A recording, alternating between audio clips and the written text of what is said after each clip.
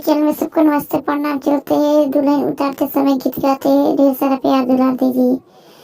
अरे मैं मेरे दुल्हनिया सुंदर दुआरे पर आइली।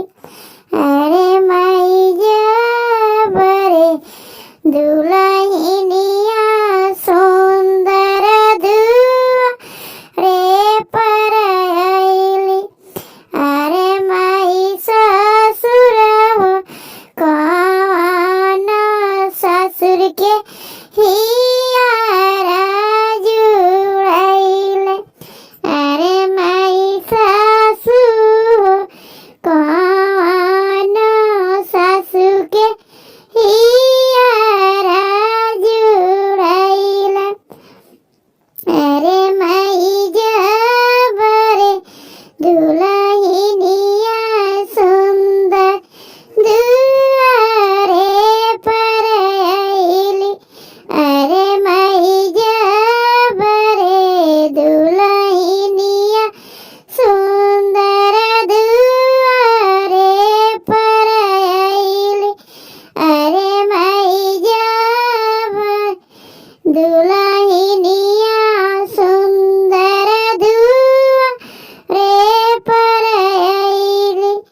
अरे माई चाचा हो कौन चाचा के हियारा जुड़ैले।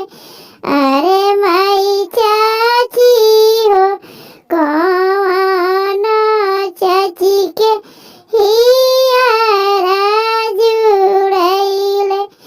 अरे माई चाची हो कौन चाची के हियारा जुड़ैले। अरे माई जबरे दुल्हनिया सुंदर दुआरे पर आइली। अरे माई जबरे दुल्हनिया सुंदर दुआरे पर आइली। अरे माई जब हो कौन भैंसुर के हियारा जुड़ैले।